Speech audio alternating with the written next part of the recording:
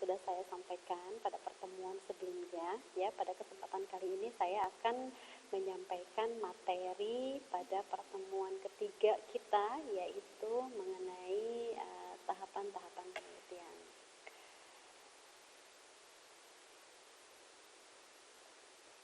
Ya, di dalam penelitian itu kita mengenal yang namanya tahapan-tahapan penelitian, atau secara definisi bisa kita artikan bahwa tahapan penelitian ini adalah merupakan step by step-nya bagaimana sebuah penelitian itu dilakukan. Ya. Pada dasarnya kita berbicara sekarang ini adalah mengenai penelitian yang secara umum dilakukan, jadi tidak ada kaitannya atau ini agak sedikit berbeda dengan teknik penulisan skripsi ataupun misalkan tugas akhir, ya Bapak Ibu. Nah, tapi ini kita bicara mengenai penelitian secara umum.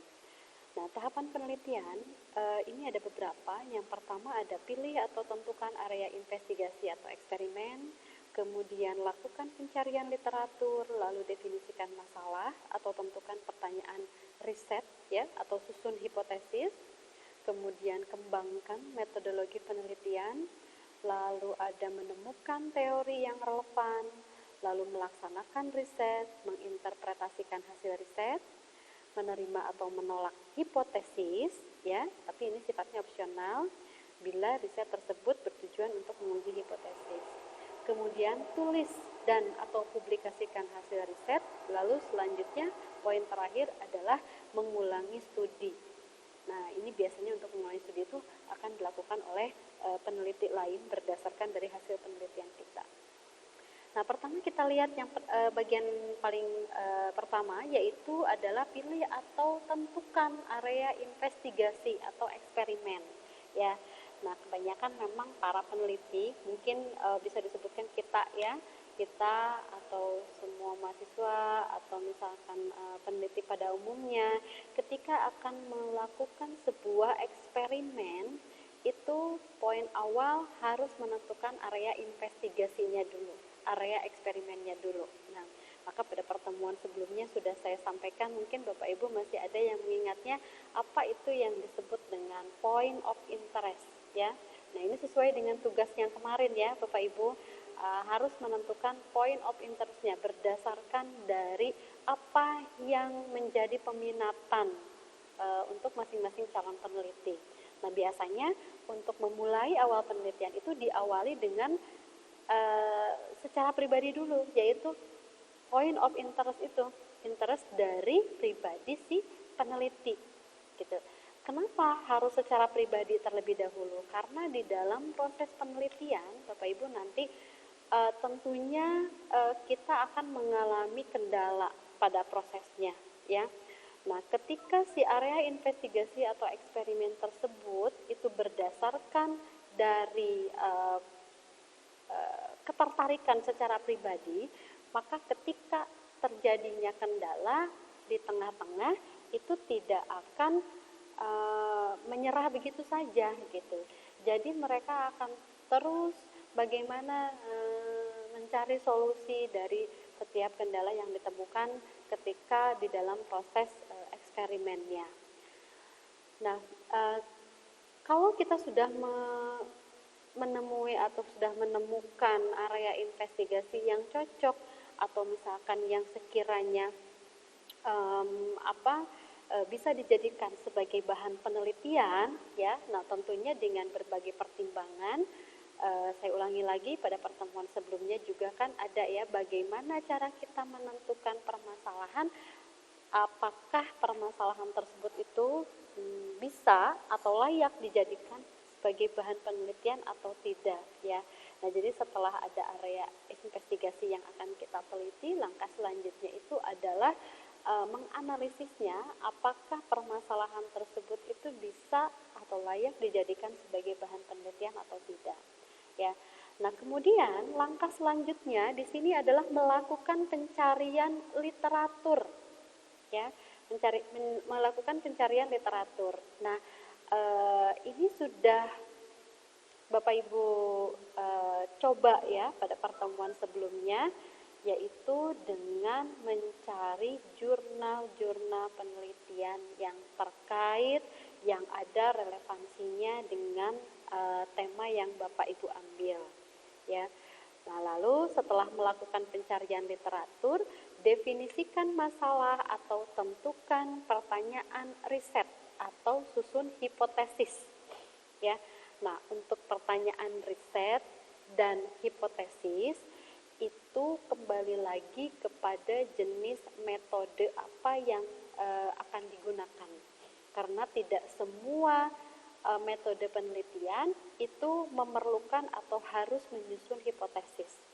Nah, lalu yang bagaimana yang harus menyusun hipotesis itu adalah untuk jenis metode penelitian kuantitatif, ya, karena kuantitatif itu hasil akhirnya adalah atau tujuannya itu adalah untuk menguji hipotesis apakah si hipotesis si peneliti itu diterima atau tidak, ya. Nah, kalau misalkan Bapak Ibu menggunakan atau kita selaku peneliti itu menggunakan jenis metode yang lain, bukan kuantitatif misalkan, di mana metode tersebut itu tidak memerlukan adanya hipotesis, maka kita cukup mendefinisikan masalah atau menentukan pertanyaan riset. Nah, untuk pertanyaan riset ini mungkin kalau ada yang sudah membaca-baca modul atau buku sebelumnya, yang namanya pertanyaan riset atau research question itu adalah perumusan masalah, ya.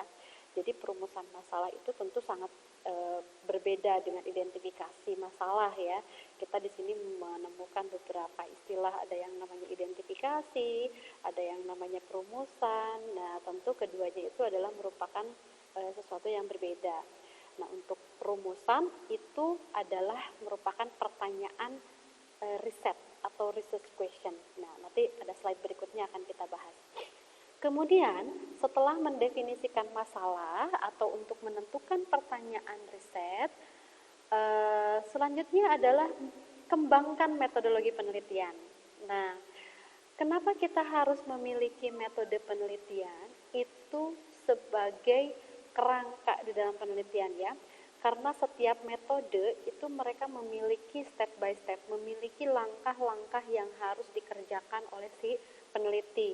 Nah, maka dengan kita mengembangkan metode penelitian, sebetulnya dengan tidak langsung itu kita sudah memiliki kerangka, memiliki arahan, ya, tentang bagaimana yang atau apa yang harus kita kerjakan selanjutnya, ya.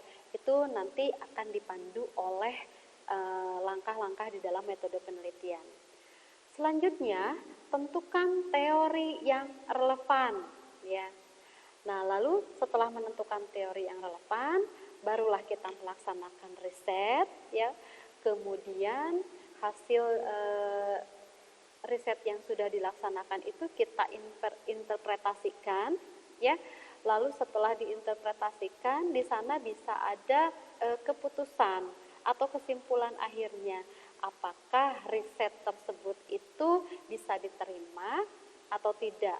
Sifatnya itu menolak atau menerima hipotesis. Nah, sekali lagi poin ini opsional sifatnya, ya, karena hanya berdasarkan jenis metodologi tertentu. Kemudian setelah ada kesimpulannya, lalu tulis dan atau publikasikan hasil riset. Nah, mungkin untuk publikasi hasil riset ini sendiri, itulah yang dinamakan jurnal, yang pada pertemuan sebelumnya Bapak Ibu sudah mulai mencari, ya, mulai searching judul-judul jurnal yang ada, khusus di bidang teknik informatika. Itulah yang namanya hasil riset yang sudah dipublikasikan, ya. Nah, hasil riset yang dipublikasikan tersebutlah itu yang bisa digunakan oleh peneliti lain untuk mengembangkan lagi area investigasinya atau untuk mengulangi studinya, ya. Nah, maka ini memperjelas pada pertemuan sebelumnya, ya, kenapa atau bagaimana cara memilih tema penelitian itu. Ada yang berdasarkan kejadian di lapangan, yaitu sifatnya studi kasus, ada juga yang based on paper. Jadi kita mencari permasalahan, menganalisis permasalahan yang ada itu berdasarkan dari hasil riset yang sudah terpublikasi sebelumnya, ya. Nah, itu pun masuk ke dalam tahapan penelitian. Jadi ketika sudah ada pengulangan studi, ya kembali lagi ke tahapan di atasnya, yaitu menentukan area investigasi lagi, kemudian mencari proses pencarian literatur lagi, dan seterusnya dan seterusnya. Maka sebetulnya di dalam penelitian itu ya siklusnya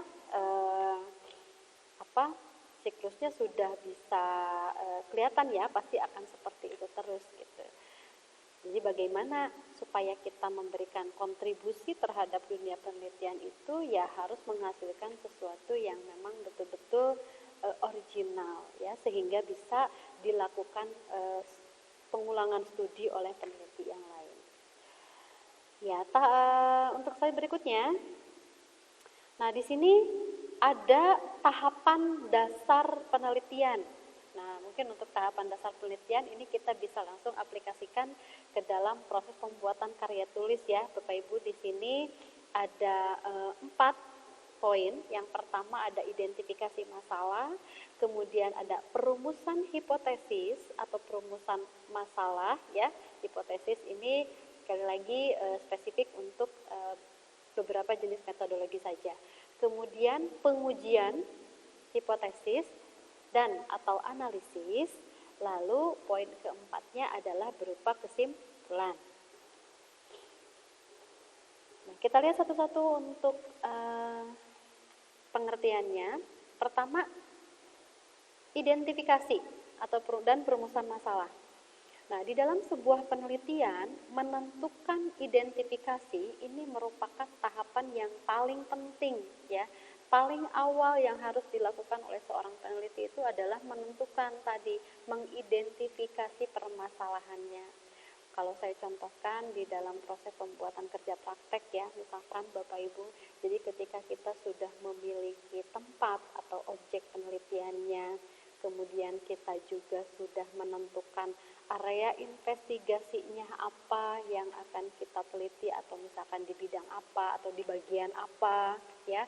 Nah, langkah selanjutnya itu adalah mengidentifikasi permasalahan apa yang terjadi di dalam sistem tersebut atau pada bagian tersebut.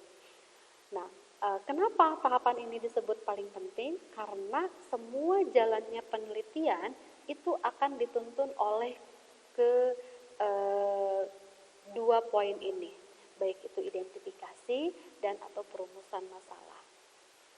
Nah, khusus untuk perumusan masalah ini bertujuan untuk mencari sesuatu dalam kerangka pemuasan akademis seseorang, ya, memuaskan perhatian serta keingintahuan seseorang akan hal-hal yang baru, meletakkan dasar untuk memecahkan beberapa penemuan penelitian sebelumnya atau dasar untuk penelitian selanjutnya, memenuhi keinginan sosial dan menyediakan sesuatu yang bermanfaat. Nah, mungkin untuk lebih singkatnya ya, yang namanya perumusan masalah atau research question ini adalah kerangka pemuasan akademik seseorang, kerangka pemuasan keingintahuan seseorang ya. Seseorang di sini artinya seorang peneliti. Nah, keingintahuannya itu seperti apa? Ya, ini berkaitan dengan permasalahan yang terjadi di objek penelitian tersebut atau di dalam sistem yang sudah diteliti atau yang sedang diteliti tersebut. Nah, biasanya pertanyaan-pertanyaan itulah yang merupakan dasar seseorang itu seseorang itu memiliki keingintahuan yang banyak ya mengenai seputar permasalahan yang ada. Misal ketika kita sudah melakukan observasi nih, ternyata di sana ada permasalahan. Permasalahannya apa? Contoh, karena sistem yang digunakan itu tidak memiliki prosedur yang jelas misalkan, atau terlalu banyak dokumen yang digunakan sehingga ada redundansi data, ya, pengulangan penginputan data dan seterusnya. Nah, maka